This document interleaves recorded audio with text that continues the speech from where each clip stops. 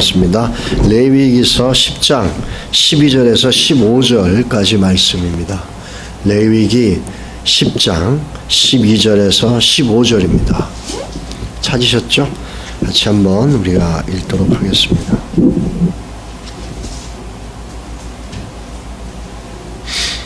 장 12절에서 15절입니다.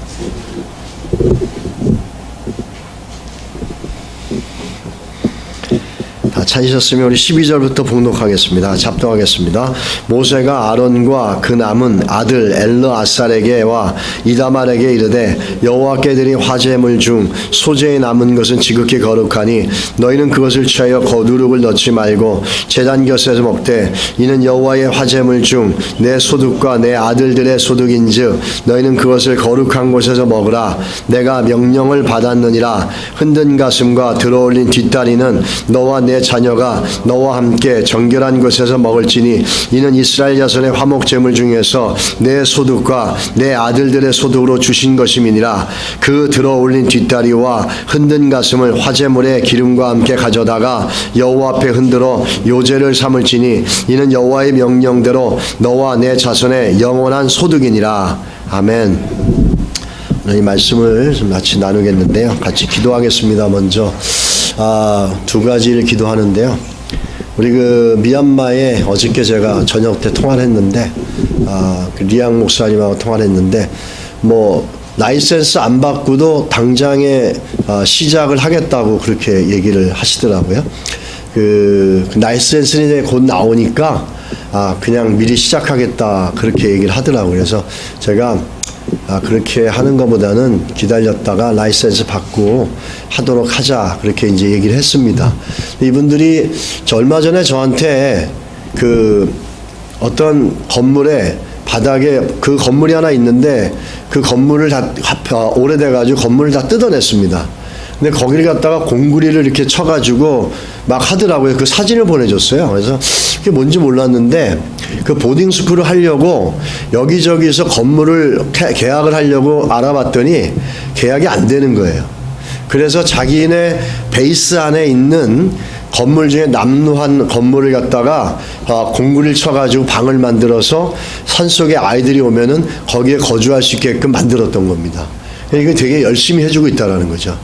저는 몰랐어요. 그거 뭔지. 그랬더니 그렇게 여러 명이서 막 그냥 공구를 치고 건물을 거기를 다시 보수해가지고 하더라고요. 그래서 어저께 얘기하다가 그걸 알게 돼가지고 굉장히 열심히 하고 있구나라는 거를 느꼈습니다. 그래서 굉장히 감사했고 당장이라도 하겠다 그러는 거를 그 라이센스를 받고 하자고 이렇게 얘기를 해서 조금 더 기다리기로 했습니다. 기다려서 라이센스 받고 정식을 하자라고 했는데 여러분께서 기도해 주시기 바랍니다. 기도해 주셔서 이것이 왜 중요하냐면 어느 나라나 가든지 교육에 대한 열의는 어느 나라 똑같습니다. 모슬렘도 마찬가지입니다. 모슬렘도 자기 자녀들의 교육 문제가 되면은 이게 기독교인지 불교인지 가리지 않습니다. 그 학교가 좋다 그러면 막 보내려고 줄을 씁니다. 그렇게 하는 게 모든 그 부모의 심정입니다. 거기도 마찬가지죠. 제가 바라는 것은 산속에 있는 목회자들의 자녀를 데리고 와서 공부시키고 마약 지역에 있는 아이들을 데려서 무료로 공부시키는 게 일단 타겟이지만 그래서 이 학교가 잘 되면 그 주변의 미얀마 사람들까지도 얼마든지 리치해가지고 그들이 올 수 있게끔 만들 수가 있습니다.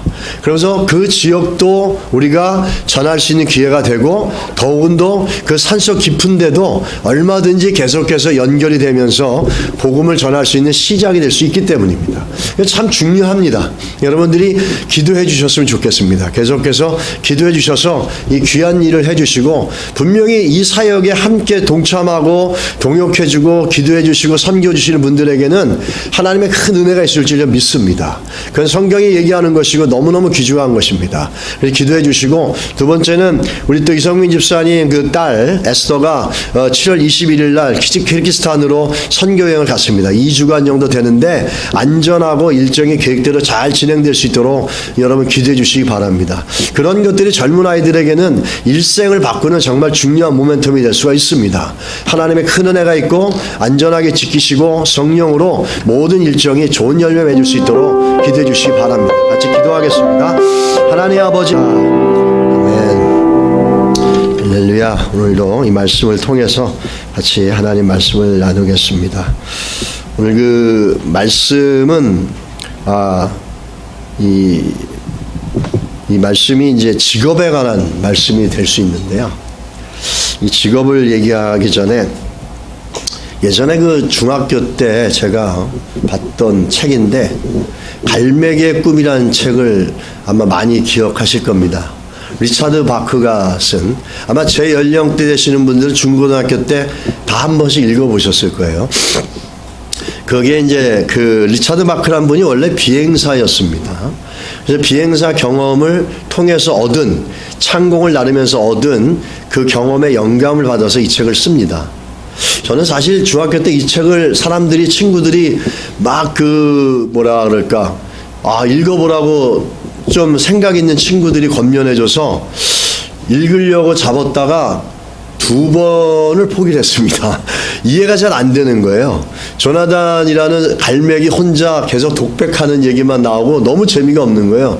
반면에 다른 친구들이 소개시켜준 그 꽃사슴 일기, 이런 그 시리즈가 있습니다. 이게 뭐냐면 그 연애했던 기록들을 이렇게 간증처럼 써놓은 책인데 그 세 권짜리인데 그거는 한 이틀에 다 읽었는데 이 책은 좀 어렵더라고요. 그래서 좀 나중에 제가 커가지고 대학교 때쯤 돼서 이 책을 소개해놓은, 평가해놓은 책을 보면서 이 책의 내용이 뭔지를 알았고, 이 조나단이랑 갈매기가 뭐를 혼자서 그렇게 독백하면서 읊조렸는지를 이제 알게 됐었습니다. 그래서 좀 부끄러운 책이죠, 저한테는. 근데 그 책을 보게 되면 내용들은 이런 내용들을 우리가 볼 수 있습니다.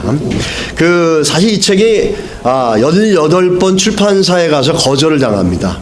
그러다가 주변의 사람들, 리차드 바크라는 저자의 주변의 사람들이 그냥 조금씩 읽다가 그 내용이 너무 좋으니까 점점 확대되어 가지고 이제 전 세계로 이제 퍼지게 된 내용 책입니다.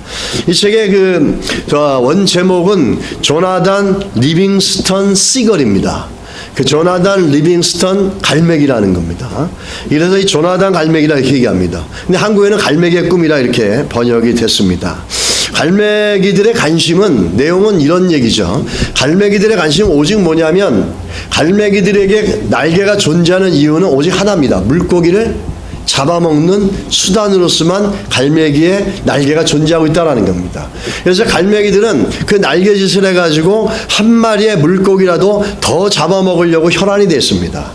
근데 그에 반하여서 이 썩은 물고기라도 하나 더 잡아먹으려고 날개짓하는 갈매기에 반하여서 이 조나단이란 갈매기는 갈매기의 생의 목적과 갈매기 날개의 목적을 물고기 잡아먹는 데만 국한시키지 않았습니다. 그 유일하게 대부분의 갈매기들이 날개가 존재하는 이유는 자기가 생존하고 물고기를 잡아서 먹는 거에만 느끼고 있었는데, 이 조나단이란 갈매기는 그렇게 생각하지 않았고, 이 날개가 존재하는 이유는 더 빨리 다루고 더 멀리 달려서 날아가서 그 더 멀리 달려서 더 멀리 보는데 이 날개가 존재한다고 생각했던 겁니다.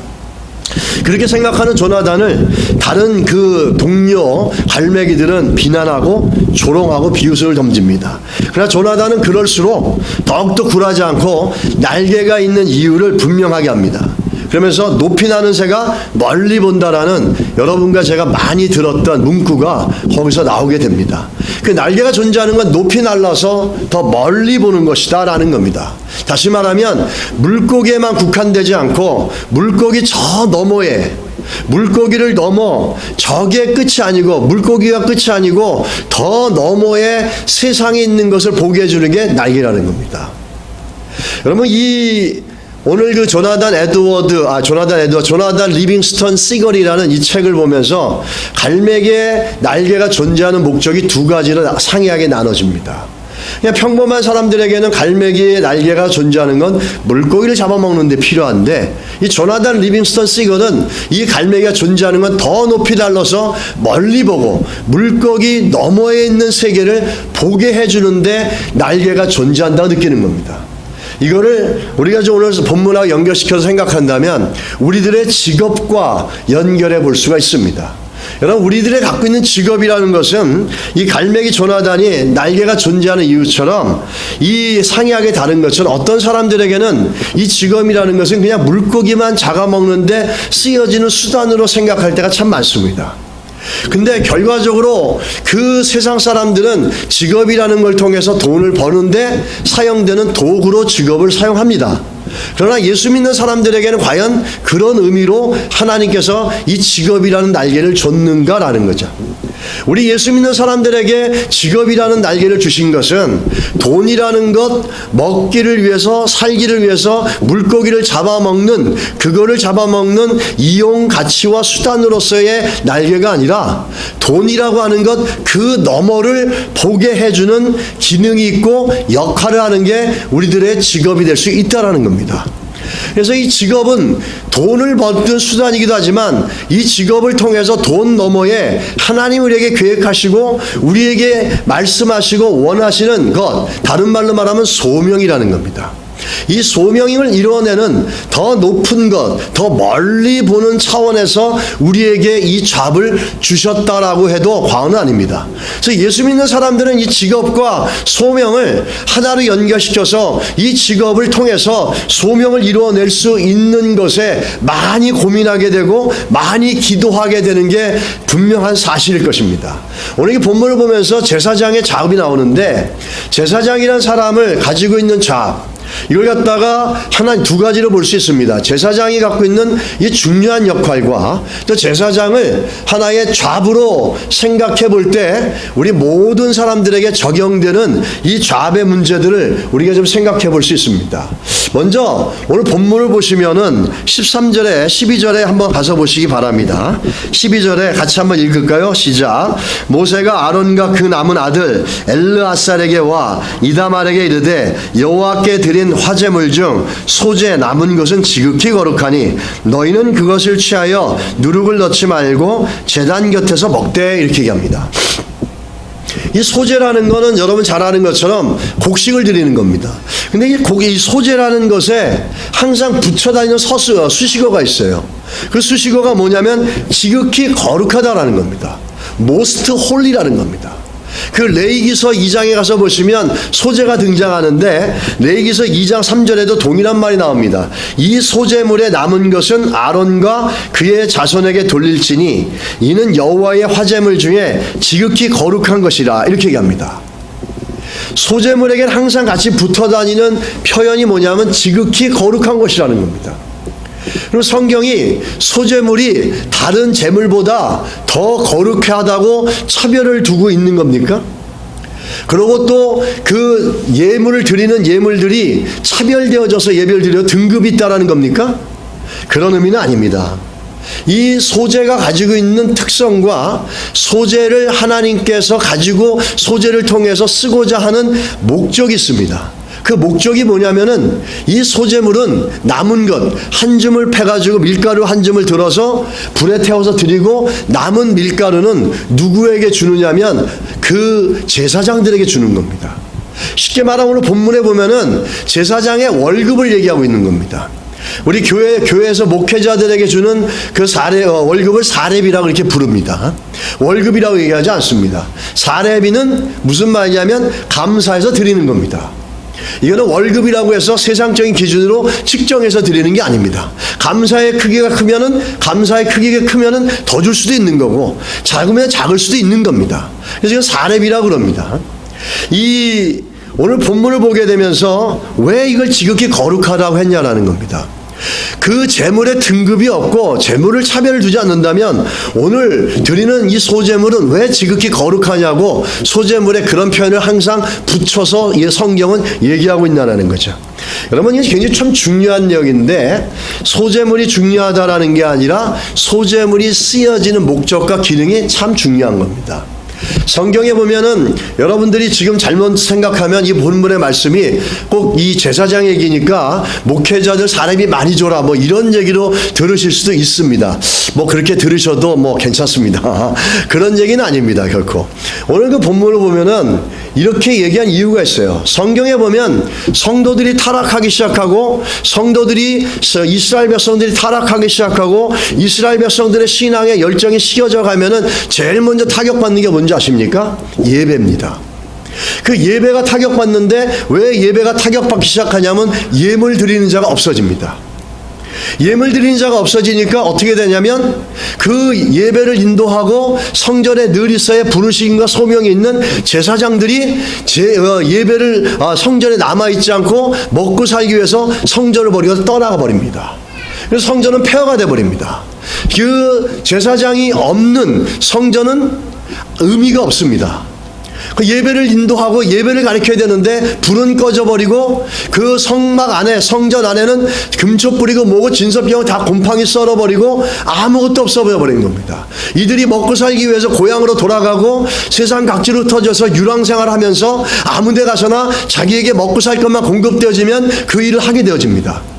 바로 이것이 거룩하다는 의미는 뭐냐면 이 제물을 통해서 제사장들이 그 부르심의 소명을 이뤄갈 수 있는 유일한 생계의 수단이고 통로고 공급원이라는 겁니다. 제사장들은 그 12지파들은 모든 사람들이 모든 지파들에게 주어진 게 땅이라고 하는 기업이 있습니다. 그래서 그들에겐 기업을 통해서 먹을 것을 축출해 나가고 재산을 얻어갑니다. 그러나 이 제사장들에게는 하나님이 기업입니다. 그 말은 뭐냐면 성도들의 손을 통해 가지고 드려지는 제물을 통해서 하나님이 기업돼지고 하나님이 그들을 공급해 주신다는 겁니다. 이 쉽지 않은 관계죠. 사람들이 믿음이 떨어지고 하나님을 향해 열정이 떨어지면 재물은 떨어지고 제사장들의 삶은 곰핍해집니다. 다른 말로 말하면 우리 그 사사기에 보면 이런 사건이 있죠. 많은 것들이 있지만 그 중에 마지막에 후반에 가서 보면은 우리들에게 가장 잘 좋은 예가 있습니다. 사사기에서 17장 10절에 보면은 미가라는 한 집안에서 한 그 제사장 젊은 레위인 한 사람을 봅니다. 이 젊은 레위인이 거기에 자기가 있어야 될 성전에 있지 않고 온 세상을 유랑하며 방랑처럼 다니는데 이 미가라는 돈 많은 집안이 그 젊은 레위인을 만납니다. 그러자 이렇게 합니다. 우리 집안에 우리가 성전을 만들어 놓고 근데 제사장이 없으니까 네가 우리 집안의 제사장이 되라 이렇게 얘기합니다. 그러면서 사사기 17장 10절에 보면 은 10냥과 의복 한 벌과 먹을 것을 줄 테니까 너 우리 집안에 와서 내 제사장이 되라 이렇게 얘기합니다. 그래서 사사기는 각자 소견대로 행하더라 이렇게 얘기합니다. 하나님의 말씀에 율례대로 하지 않고 자기들이 편한 대로 자기에게 복이 되는 대로 막 하는데 그렇게 되다 보니까 가장 타격이 받은 게 어디냐면 성전입니다. 예배가 무너졌습니다. 성전이 폐허가 됐어요. 제사장들과 레위인들은 더 이상 성전에 거주하지 않습니다. 먹고 살기 위해서 떠납니다. 떠나고 유랑하는 제사장 중에 한 사람을 잡아가지고 돈 몇 푼 주고 자기만을 위해서 기도해주고 자기만을 위해서 예배를 드려주는 그런 사람으로 고용해버립니다. 이 얘기는 지금 성전이 폐허가 됐다는 겁니다. 여러분 느헤미야도 보십시오. 성벽을 재건하는 사건이 있지만 후반으로 가게 되면은 성벽을 재건하고 느헤미야의 진짜 개혁은 어디서 나냐면 이 이스라엘 백성들을 불러놓고 그들에게 올바른 11절 하러 강조합니다. 그 이유는 뭐죠? 흩어졌던 레위인들을 불러들이며 올바른 11조라 강조합니다. 그들이 예물을 드리는 삶, 예물을 드리는 예배의 삶을 살지 않으면 그 제사장들 결코 거기에 와서 너희들의 가장 생명과 같고 너희들이 이 땅에 살아가면서 너무너무 중요한 그 영적인 삶을 이끌어가는 너희의 삶의 심장과 같은 예배와 하나님의 말씀과 하나님의 언약의 말씀을 가리키는 이것이 차단되고 중단되면 결국에 무슨 얘기냐면 너희도 죽는다는 얘기입니다. 그 죽지 않으려고는 너희가 먼저 성벽만 개선해서 안 되고 너희들의 재물과 너희들의 11조를 하나님 앞에 성실하게 드려서 예배가 지속되게 만들고 성전이 뜨겁게 만들어주고 제사장들이 흩어져 있는 제사장들이 와서 자기들의 순번을 맞춰서 이 예배를 인도하게끔 만들라는 겁니다. 그래서 돈 얘기를 하는 게 싫으니까 얘기를 하지 않습니다. 오늘 얘기는 돈 얘기를 하는 게 아닙니다. 그렇다고 목회자 사례비 얘기하는 것도 아닙니다, 여러분. 더 중요한 거는 이 목기 제사장의 삶을 통해서 제사장이 갖고 있는 역할과 함께 여러분과 우리에게 주신 그 잡에 대해서 생각하는 겁니다. 그래서 에스겔서는 그 제사장들에게 소제물로 남은 걸 드리는 것처럼 이 거제나 그 요제는 제사장과 아주 밀접한 관계가 있습니다. 그래서 에스겔서 43장 30절에 뭐 이렇게 얘기합니다. 또 각종 처음 익은 열매와 너희 모든 예물 중에 각종 거제 제물을 다 제사장에게 돌리고 너희가 또 첫 밀가루를 제사장에게 주어 그들에게 내 집에 복이 내리도록 하게 하라 이렇게 얘기합니다. 이 얘기는 제사장들에게 물질을 많이 주면은 너희 집이 복 받는다 이런 의미가 아닙니다. 제사장을 잘 섬겨서 그들이 영적인 삶들, 너희들의 삶의 심장과 같은 삶을 잘 이끌어갈 수 있는 그 영적인 삶들을 유지하게 함으로 인해서 결국에는 각 가정에게도 축복이 되고 이스라엘 약속의 민족에게도 복이 된다는 말씀입니다. 그럼 우리가 오늘 보면서 우리들 삶 가운데 그 정말 중요한 것들, 이 제사장의 삶을 통해서 보는 것들인데 우리들이 정말 그 교회와 이 예배의 삶을 보면서 그래서 그 갖고 있는 그 목회자들의 삶들도 살펴볼 필요가 있습니다. 돈을 많이 주라는 게 아닙니다. 사례비를 많이 주라는 게 아닙니다. 그들이 존재하는 이유가 왜 하나님께서 기업이 돼서 친히 예배를 통해서 물질을 공급하며 그들이 존재하고 있느냐라는 겁니다. 이건 신앙의 눈이 아니면 이해할 수 없습니다. 세상의 가치관과 연봉 액수 따지는 이걸로 따지면 알 수가 없습니다. 요즘은 직위만 주면 직업이라는 말이 있지 않습니까? 직업이란 말은 직책의 직과 업의 업자가 함께 만들어져서 직업이라는 겁니다. 근데 직이란 말은 자리를 얘기하는 것이고 업은 내가 평생 해야 될 일입니다. 근데 이 직이라는 거는 좋은 자리만 되면 사람들이 돈 얼마에 그냥 자리를 다 바꿔버립니다. 근데 업은 바뀌어지는 게 아닙니다. 제가 만약에 어떤 엔지니어라고 합니다. 평생에 내가 자동차 엔지니어로 사는데 오늘은 여기에 공장장일 수 있지만 또 다른 데 가서는 사장이 될 수도 있습니다. 직위는 바뀝니다. 그렇지만 내가 하는 이 자동차 엔지니어로서의 업은 영원히 바뀌지 않습니다. 이 직업이라는 것은 그런 맥락에서 볼 때 우리의 삶은 바뀔 수 있지만 내가 하나님 앞에서 살아가야 될 본래 그 업이라는 것, 그것들은 바뀜이 없다라는 거죠. 거기에 우리가 충실해 갈 수가 있습니다. 요제, 그 다음에 거제 어떤 건지 제가 이게 찾기가 많지가 않더라고요. 그래서 여기 찾아봤는데 한번 보십시오. 그래서 한번 눈으로 보시면은 더 기억에 많이 남지 않을까 생각합니다. 자, 이 슬라이드 쇼로 좀 바꿔주십시오. 지금 이거는 요제입니다. 요제는 그 제사장들에게도 굉장히 제사장에 아주 밀접한 관계가 있습니다. 제사장을 제사장으로 세워서 성막에 봉사한다 그럴 때도 제사장을 요제로 드립니다. 이렇게 번쩍 들어서 짐승의 기름을 저 번제단에 올려놓고 태우면서 그 위에다가 짐승을 잡아서 앞으로 놨다가 뒤로 놨다 합니다. 이렇게 앞뒤로 들리는 게 요제입니다. 그리고 거제는 아래에서 위로 올리는 겁니다. 이 거제와 요제는 다 제사장과 연결되어 있습니다. 제사장을 갖다가 하나님 앞에 드려서 이 사람을 제사장으로 봉사하겠습니다. 하나님 앞에 올려드리고 이스라엘 백성들이 공포할 때 뭘 하냐면 요제랍니다. 제사장을 저 번제단 저 위에서 이렇게 합니다. 사람을 그렇게 할 수는 없지 않겠습니까? 그렇게 할 수는 없지만 사람 대신에 제물을 들어서 그렇게 합니다. 또 그 짐승에게 드려진 하나님 앞에 드려진 예물 중에서 뒷다리와 앞가슴살, 이 가슴살은 제사장 몫이라고 성경에 나와 있습니다. 그래서 그 제사장 목을 하나님 앞에 드릴 때도 똑같이 제사장을 세울 때처럼 그 요제를 드립니다. 앞뒤로 이렇게 하면서 사람에게 받아서 앞뒤로 번제단에게 돌려서 그거를 이제는 그렇게 한 다음에 제사장이 가져갑니다. 쉽게 말하면 제사장의 월급입니다. 민수기 8장 11절에 보게 되면 아론이 이스라엘 자손을 위하여 레인을 흔들어 바치는 제물로 여호와 앞에 드릴지니 이는 그들에게 여호와께 봉사하게 하기 위함이라 그렇게 합니다. 레위인을 그 봉사하게 하기 위해서 반드시 해야 되는 과정이 뭐냐면 이 요제입니다.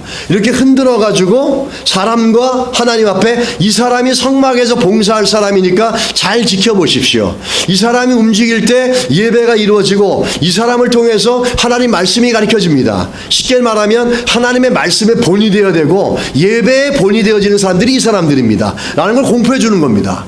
그래서 8장에 보면 레위인들과 연결되는 제사가 다 요제로 연결되어 있습니다. 민수기 8장 13절에 보면 보면 레위인은 아론과 그의 아들 앞에 서워 여호와께 요제로 드릴지니 8장 14절에 보면 레위인을 급여하라 그리하면 그들에게 내가 속할 것이라 내가 그들을 정결하게 하여 요제로 드린 후에 그들이 회막에 봉사할 것이니라.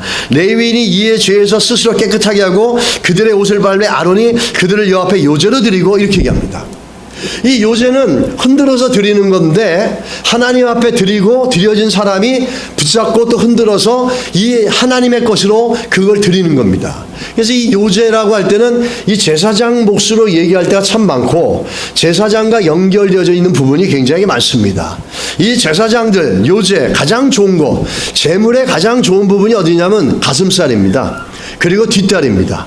이걸 제사장에게 줍니다. 이게 제사장에게 사람들이 얘기합니다. 아니 왜 성경에는 제물이 나오면 제사장들만 가져가고 우리 평신도는 없습니까? 뭐 이렇게 말씀하시는 분도 있습니다. 그리고 또 어떻게 보면 제사장이 역시 그 목회자는 탐욕스러워 다 자기만 가져가 뭐 이렇게 얘기하는데 여러분 그걸 아셔야 됩니다. 다른 지파들은 다 땅이 있지 않습니까? 기업이 있지 않습니까? 제사장은 없습니다. 제사장은 유일하게 주어지는 게 이 예배를 통해서 주는 곡식과 예배를 통해서 주어지는 뒷다리와 가슴살입니다. 이게 기업입니다. 그러다 보니까 이들은 그렇게 부유하게 살 수 있는 조건은 안 됩니다. 물론 오늘날에 돈이 너무너무 많으신 목사님도 있고 또 반대로 너무너무 없는 목사님들도 있습니다. 그래서 문제가 될 때가 많지만 한 가지 중요한 것은 이 구약의 것에 갇혀서 얘기할 수 있겠지만 오늘날에는 목회자 한국교회가 부흥했던 이유 중에 한 가지가 뭔지 아십니까? 이거 굉장히 중요한 얘기인데 우스갯소리에 넘겨지지만 이건 사실입니다. 한국교회가 부흥할 수 있었던 가장 중요한 토대가 됐던 건 뭐냐면 성미입니다. 성미. 여러분 성미 아시죠? 우리가 어머니가 밥할 때 보면은 그 밥숟갈에 이렇게 네 식구 분량을 하면 거기서 네 수저를 이렇게 떠놓습니다. 그러니까 성미 봉투가 있어가지고 거기다가 넣습니다. 그리고 일주일 동안 먹어가지고 교회에 가면은 성미함이 큰 게 있습니다. 그러면 거기다가 쏟아 넣습니다. 이 성미가 있었기 때문에 한국 교회는 부흥할 수 있었어요. 이 성미라고 하는 소재물과 같이 이 정말 짐승의 뒷다리와 가슴살 같이 요제로 드려지는 이 성미와 같은 것들이 있기 때문에 목회자들이 목회에만 전념할 수 있었고 그 어려운 시기에 일단은 배는 굴지 않지 않습니까? 그 기본적인 생계를 유지하며 기도하게 하고 하나님 말씀 가운데 예배 가운데 할 수 있게 만들었습니다. 오늘날은 이런 개념들이 너무 약화되어지고 그렇게 얘기하면 고리타분하다고 얘기하는데 이렇게 되어졌던 우리 지난 한국교회 과거의 역사의 이 부분은 그 의미와 교훈은 분명히 새겨져야 됩니다. 오늘 그런 맥락에서 본다면 오늘 이 본문의 말씀을 통해서 같이 볼 때 굉장히 연결이 많이 됩니다. 그 성미가 있었기 때문에 목회자들은 가난했던 목회자들도 그 성미를 통해서 자식들을 먹이고 그러면서 자기가 생계를 유지하면서 목회에 전념할 수 있었던 겁니다. 오늘날은 반대로 성도들이 그만큼 교회와 목회자의 삶 가운데 많이 신경을 못 쓰는 건 사실입니다. 그래서 이제는 목회자들이 나가가지고 돈을 법니다. 돈을 번다는 게 틀렸다 하는 얘기가 아닙니다. 그게 잘못됐다는 얘기가 아닙니다. 수시맨을 하는 사람도 받고 뭐 북카페를 하는 사람도 받고 무슨 또 레스토랑에 가서 점원을 하는 사람도 받고 자동차 운전하는 사람도 받고 수많은 사람들을 봅니다. 근데 이분들이 그 지친 몸을 갖고 또 와서 목회를 합니다. 사람의 몸은 한계가 있습니다. 그래서 그렇게 저도 여기 와서 미국에 와서 생활해봤지만 밖에 나가서 막 일하다가 교회 가서 또 말씀 준비하고 전하려면 참 힘들 때가 많습니다. 그런 것들이 고려되어진다면 이 성미의 삶들, 이 성미로 살아갔던 예전 우리 교회 목사님들의 삶들은 그 삶들을 했던 또 성도들의 신앙의 헌신은 굉장히 칭찬받아야 되고 그 의미와 그 정신들은 우리들 안에도 계속 있어야 될 줄 믿습니다. 이 먹는 장소 또 한 가지 중요한 것은 요 다음 거 한번 주세요. 요건 요제고 요거는 이제 거제입니다. 사람들이 들었다 놨다 하는 겁니다. 이 요제와 거제는 다 제사장입니다. 제사장을 요제로 드리고 또 요제로 드린 물건을 헌물을 제사장이 월급으로 가져가는 겁니다. 몫으로 가져가는 겁니다. 근데 이렇게 하나님이 주신 건데 하나님이 제사장 거라고 주라고 하셨는데 거긴 또 하나의 원리가 있습니다. 먹는 장소입니다. 먹는 장소가 이 하나님 나한테 주셨으니까 내 거니까 내 마음대로 먹겠다 이렇지 않습니다. 제사장의 그 부르심, 제사장 그러면 여러분과 저 상관없는 사람이라고 하지만 생각할 수 있지만 여러분과 제가 그리스도 안에서 모두가 왕같은 제사장입니다. 결코 분리될 수가 없습니다. 이 제사장들은 자기가 받은 걸 할지라도 먹는 장소가 정해졌습니다. 13절에 한번 가서 보시면 제일 먼저 나오는 게 뭐냐면 거룩한 곳에서 먹으라 이렇게 얘기합니다. 이 거룩한 곳이 뭐냐면 영어 성경에 보면 beside the altar입니다. 이 제단 옆에서 먹으라 이렇게 합니다. 제단 앞에서 예배를 드리고 제단 옆에서 드려진 물건을 제물을 먹으라는 겁니다. 이게 무슨 의미냐라는 거죠. 이거 쉽게 얘기하면 이렇게 얘기할 수 있어요. 돈을 쓰는 장소가 있다라는 겁니다. 제사장의 음식을 제사장에게 하나님께서 주셨다 할지라도 제사장 마음대로 쓰는 게 아니라 제일 먼저 제사장이 그 음식을 먹는 장소가 제단 옆이어야 된다는 겁니다. 제단 옆에서 그 음식을 먼저 먹어야 되는데 거기를 뭐라 하냐면 거룩한 곳이다 이렇게 얘기합니다. 돈을 쓰는데도 내가 하나님 벌었으니까 나에게 줬으니까 내 거니까 내 마음대로 쓰는 게 아니라 돈을 쓰는데도 하나님께서 우리에게 원하시는 원리가 있다는 겁니다. 그게 뭐냐면 첫 번째 그 돈을 거룩한 곳에 먼저 써야 된다는 겁니다. 우리가 번 돈이니까 우리 마음대로 쓰는 게 아니라는 겁니다. 사실은 우리가 번 돈, 우리가 갖고 있는 잡들, 이 모든 것들이 하나님의 은혜입니다. 하나님의 은혜가 아니었으면 일할 수 없고 하나님의 은혜가 아니었으면 우리는 그 물질을 얻을 수가 없습니다. 모든 게 하나님의 은혜라는 겁니다. 제사장도 하나님이 주신 거지만 하나님의 원리대로 물질을 먹는 것처럼 우리 모든 삶들의 삶이 우리의 잡을 통해서 얻은 재물을 제일 먼저 어디다 쓰냐면 거룩한 곳에 써야 된다는 겁니다. 하나님 나라와 그 의의를 위해서 먼저 쓴다는 겁니다. 그런데 이게 하나님의 은혜로 주어진 거라고 생각하지 않는다면 우리는 그 거룩한 곳에서 이것을 쓸 수가 없습니다. 그 네덜란드의 유명한 정치가였으며 신학자였던 아브라함 카이퍼가 유명한 신앙의 이론을 만들어냅니다. 영역주권이라는 논리를 만듭니다. 이 말은 뭐냐면 모든 영역이 하나님의 은혜와 은총에 깃들어져 있다는 겁니다. 어느 곳 하나도 우리가 살아가는 인간이 살아가는 어느 곳 하나도 하나님의 영역이 아닌 것은 없다는 겁니다. 문화, 예술, 의료, 정치 모든 분야가 하나님의 은혜와 은총이 다 있다는 겁니다. 그래서 그 언제든지 어디서든지 무엇을 하든지 간에 그리스도께서 왕이 되시도록 그 왕을 인정하는 것이 그리스도인의 삶이라는 겁니다. 이거를 다른 말로 얘기하면 모든 삶의 영역 중 단 한치도 주님의 영역이 아닌 것은 없다라고 얘기합니다. 내가 살아가는 삶, 가정, 내가 갖고 있는 재능, 내가 가지고 있는 잡이 하나님의 은혜인 걸 믿는 사람들은 그 돈을 쓰는 방향과 내용이 다릅니다. 제일 먼저 거룩한 곳에 먼저 쓰게 되어 있습니다. 여러분 믿으십니까? 우리가 그 돈을 보면서 그 돈을 벌어들여서 돈을 쓰는 걸 보면은 우리가 뭘 알 수 있냐면 저 사람이 갖고 있는 직업관과 결국에 또 이것이 하나님의 은혜로 되어졌는지 내 능력으로 되어졌는지를 분별해 있는지를 볼 수가 있습니다. 하나님이 주신 거라고 믿고 있고 하나님이 주셨다라고 생각하면은 이 모든 사업과 사업체가 모든 게 하나님의 은혜로 되어졌다 믿는다면 제일 먼저 그 돈을 쓰는 우선순위가 거룩한 곳에 쓴다라는 겁니다. 하나님 나라 위해 쓴다는 겁니다. 우리는 그걸 쉽게 얘기하면 11조라고도 얘기하고 우리는 선경금이라도 얘기하고 하나님 나라와 교회를 위해서 써나가는 것들입니다. 이거는 원리입니다. 이 원리대로 물질을 써나갈 때 하나님께서 물질을 더 주시는 거지, 그 원리를 벗어날 때는 그 원리를 벗어난 것에 대해서는 우리가 종잡을 수가 없습니다. 그 결과에 대해서는. 그러나 분명한 것은 이 원리를 지켜서 물질을 써나갈 땐 분명히 하나님께서 풍성하게 채워주시는 은혜가 있을 줄 믿습니다. 여러분, 내게 주신 자비, 내가 갖고 있는 일하는 게 하나님의 은혜라 믿는다면 내가 쓰고 있는 돈의 우선순위가 먼저 그의 나라와 그 의를 구하는데 먼저 쓰여질 수 있는 은혜가 있기를 주님으로 축복합니다. 그렇게 쓰고 계실 줄 믿습니다. 계속해서 그것을 유지하여서 풍성한 삶을 사시기를 주님으로 축복합니다. 제가 나갈랜드를 가봤는데 나갈랜드도 못 사는 나라입니다. 근데 그 크리스찬들이 많아요. 근데 대부분에 가면 인도 사람들하고 어울려 사는데요, 뭐 그냥 엉망입니다. 근데 거기에 한국 이름하고 좀 비슷한 분인데 문장로님이라는 게 있었어요. 문장로라고 하는데 닥터문이라고 하는데 그분은 의사세요.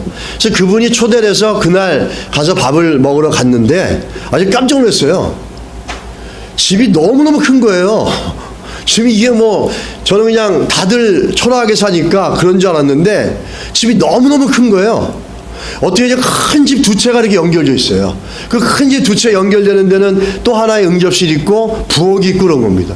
너무 큰 거예요. 그래서 야, 이게 되게 크구나 했더니 굉장히 아주 잘 사는 분인데 얘기를 가만히 하는 얘기를 들어보니까 그 저쪽 산간에 못 사는 그 산간 속에 들어가서 교회를 져주고 거기에다가 조그맣게 의료소를 만들어서 그 시골에 있는 사람들을 치료해주고 자기 동생이 또 목사래서 거기서 목회를 하고 복음을 전하고 그런 일들을 계속 하시더라고요. 그래서 그분 얘기로는 자기는 이렇게 부유하게 살 능력이 안 되는데 하나님이 이런 은혜를 주셨다 이렇게 얘기합니다. 근데 저는 이런 생각이 듭니다. 오늘 말씀처럼 그분이 하나님께서 주신 재정을 내 거라고 마음대로 쓰지 않고 제일 먼저 거룩한 곳에 먼저 썼기 때문에 주께서 그렇게 그의 삶들을 부유하게 해주지 않았나 이렇게 믿습니다. 오늘 두 번째 보면은 제사장이 또 써야 될 물질을 써야 될 두 번째 장소가 있습니다. 14절에 가서 보십시오. 14절 같이 한번 읽겠습니다. 흔든 가슴과 들어올린 뒷다리는 너와 내 자녀가 너와 함께 정결한 곳에서 먹을지니 이는 이 이스라엘 자손의 화목제물 중에서 내 소득과 내 아들들의 소득으로 주신 것이니라 했습니다. 두 번째는 정결한 장소라 그랬어요. 근데 이 정결한 장소의 특징은 뭐냐면 그 제사장의 자식들과 같이 먹는 곳입니다. 그럼 어디겠습니까? 가정입니다. 가정. 두 번째 물질이 쓰여질 때는 가정입니다. 가정을 위해서 그 물질이 쓰여지는 겁니다.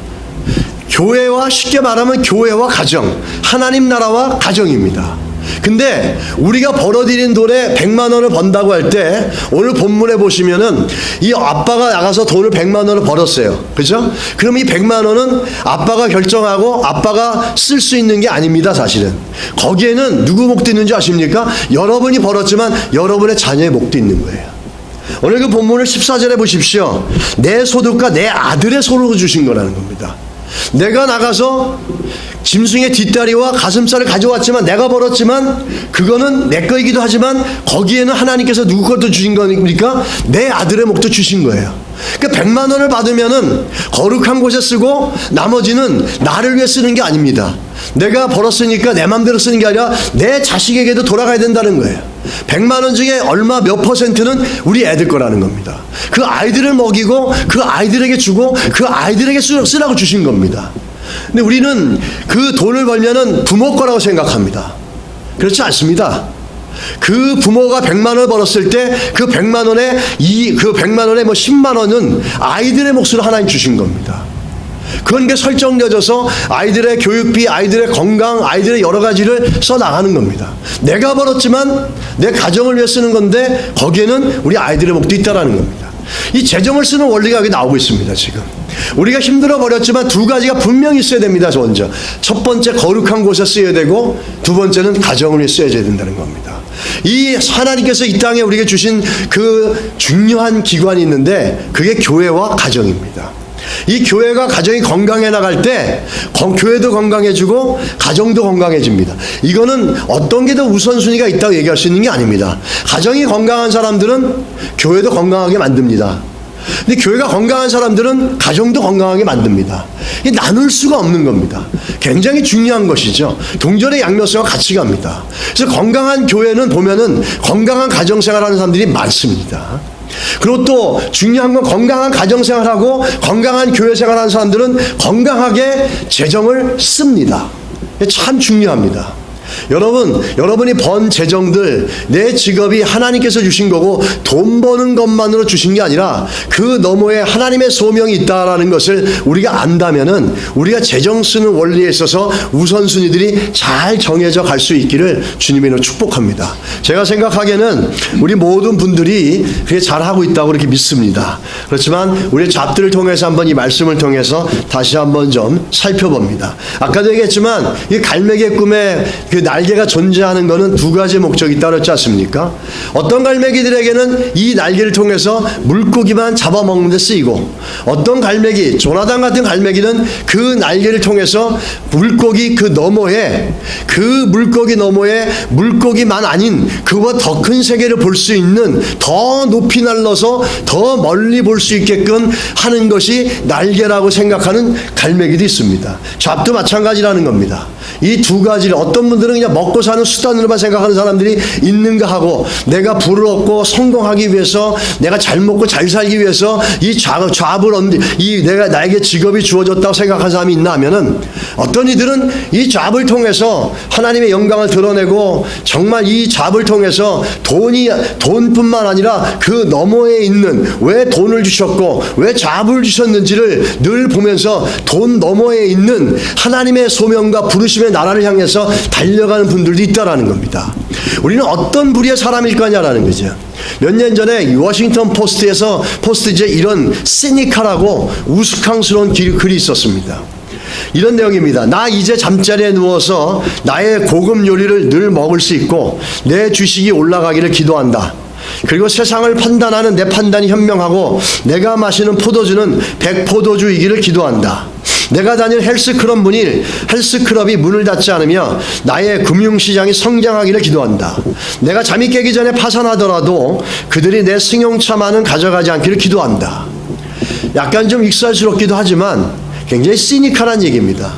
이 얘기는 뭐냐면 그리스도인들이 가지고 있는 직업관이 자기 성취와 부의 획득과 신분 상승의 매개처럼만 쓰여지고 있다는 것에 대한 세상의 잡지의 비난과 지적입니다. 세상 사람들은 자기도 잡을 갖고 있고 예수 믿는 사람들도 잡을 갖고 있는데 자기들이 잡을 갖는 이유는 그저 돈입니다.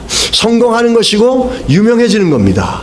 그렇다면 예수 믿는 사람들은 자들이 갖고 있는 잡을 통해서 뭘 생각할 건가를 갖다가 세상 사람들이 주시하고 있다는 겁니다. 주시하고 있었는데 예수 믿는 사람이라도 그 잡을 통해서 결국에는 아무것도 차이가 없고 자기들은 소원을 하지만은 이들은 어떻게 합니까? 기도한다 그러지 않습니까? 별 다른 게 없다라는 거예요. 똑같이 자기들처럼 좋은 거 먹기 위해 기도하고 좋은 데 가서 살기 위해 기도하고 또 그걸 갖고서 신분 상승과 자기의 부를 축적해서 사람들의 명예와 힘을 얻는데 뭐 별 다른 게 없다라는 것을 이 워싱턴 포스트지가 이렇게 지적을 했던 겁니다. 이런 사람들도 있나 하면은 많은 그리스도인 중에서 이렇게 사는 사람도 있겠죠. 그러나 그렇지 않은 사람도 있었습니다. 지금도 있을 것이고 과거에도 있었습니다. 그런 분 중에 대표적인 사람, 자기 직업을 통해서 얻은 명예와 인기와 부를 자신의 소명을 위해서 희생하고 헌신한 사람이 있었습니다. 우리 역사 속에 잘 나오는 사람입니다. 여러분 중에 잘 알 겁니다. 뭘로 잘 알려지냐면 불의 전차라고 하는 영화로 알려져 있는 주인공, 날아다니는 스코틀랜드인이라고 불려졌던 그렇게 잘 달렸던 100m 육상선수 에릭 리델이라는 육상선수입니다. 여러분 그 영화 많이 보셨을 겁니다. 그 영화는 좀 다르지만은 주로 이분의 주종목은 100m 단거리입니다. 제8회 파리 올림픽에 출전해가지고 100m 경기 예선이 주일날 열린다는 그 이유로 출전을 포기하고 주일 예배를 참석한 사람으로 유명합니다. 그 바람에 국가대표가 개인적인 신앙 때문에 경기를 포기했다고 국가의 명예를 실추시키고 편협한 그리스도인이며 국가를 배신한 배신자라고 엄청난 비난을 받았습니다. 심지어는 신앙심을 이용해서 유명해지려고 하는 거 아니냐라고까지 그렇게 비난을 받습니다. 그런데 리델은 대신에 주일에 경기가 없는 400m에 출전하기로 결심합니다. 그의 주종목은 100m인데 400m에 참여한다는 것은 이게 전혀 다른 세계에 들어가는 것과 같은 겁니다. 여러분 2016년에 브라질 리우 올림픽 3연패를 이룬 우사인 볼트 있지 않습니까? 그 사람이 100m와 200m를 석권했지만 세계에서 가장 빠른 선수지만 400m는 참석하지 못했습니다. 빠르다고 참석할 수 있는 게 아닙니다. 400m는. 400m와 100m는 완전히 다른 겁니다. 전혀 다른 세계입니다.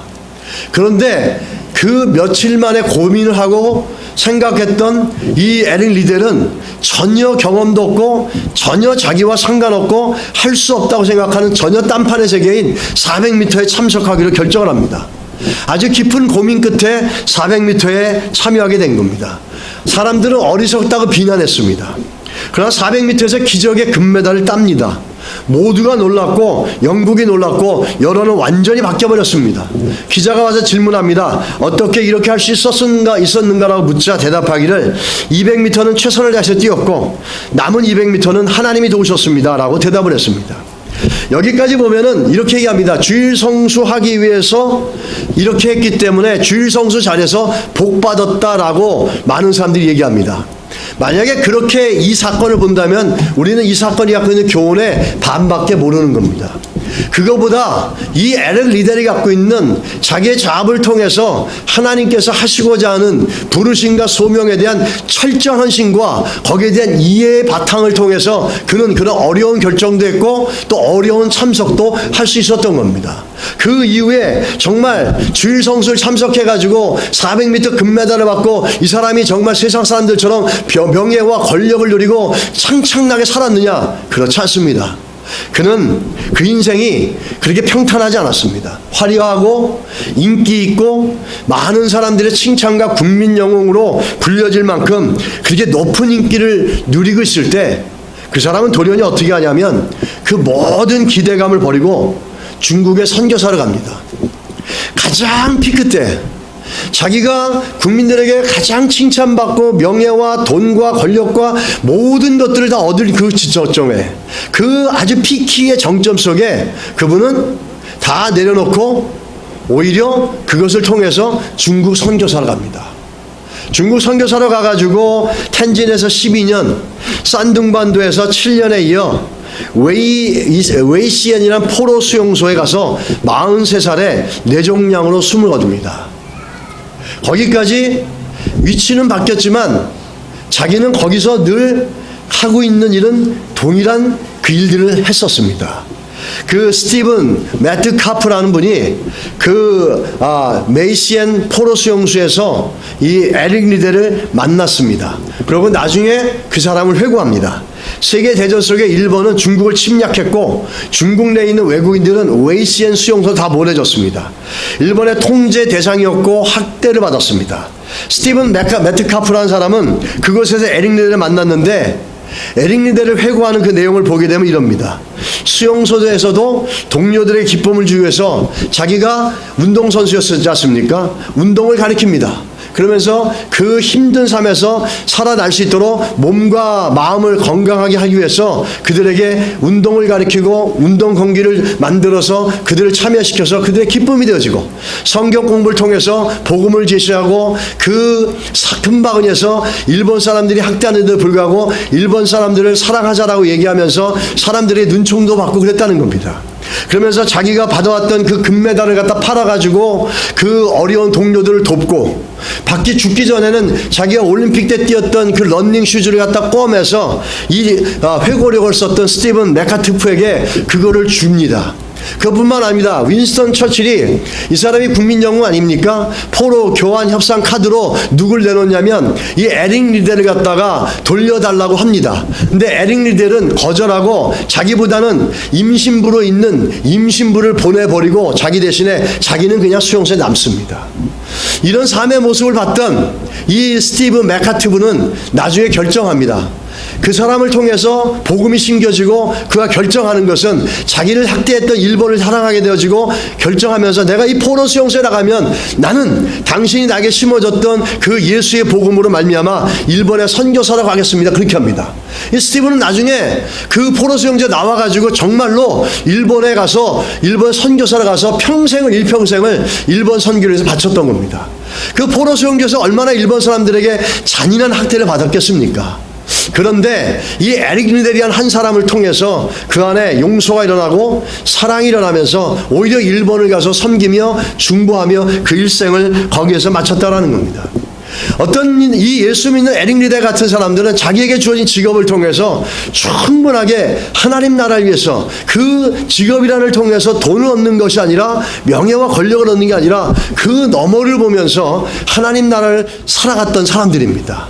여러분, 우리에게 주어진 잡을 통해서 한번 살펴보고 싶은 것은 거룩한 곳, 정결한 곳을 향해서 우리 물질이 흘러가고, 더 나아가서는 나의 잡을 통해서 그 얻어가는 물질의 것들이 아니라 그 너머를 볼 수 있어서 하나님의 영광을 드러낼 수 있는 통로가 되시기를 여러분의 직업을, 잡들을 축복합니다. 그리고 여러분들이 행하는 그런 일들 속에 그러한 놀라운 일들이 있기를 예수의 이름으로 축복합니다. 그래서 하나님이 일하시는 귀한 은혜가 있기를 주님의 이름으로 간절히 축원합니다. 우리 한번 이 시간에 한번 기도하겠습니다. 기도하는데 한번 생각했으면 좋겠습니다. 우리가 가지고 있는 직업, 하나님, 이것이 하나님이 나에게 허락하신 은혜라고 생각한다면 그 직업이 아무리 작아도 그것을 하찮게 여길 수가 없습니다.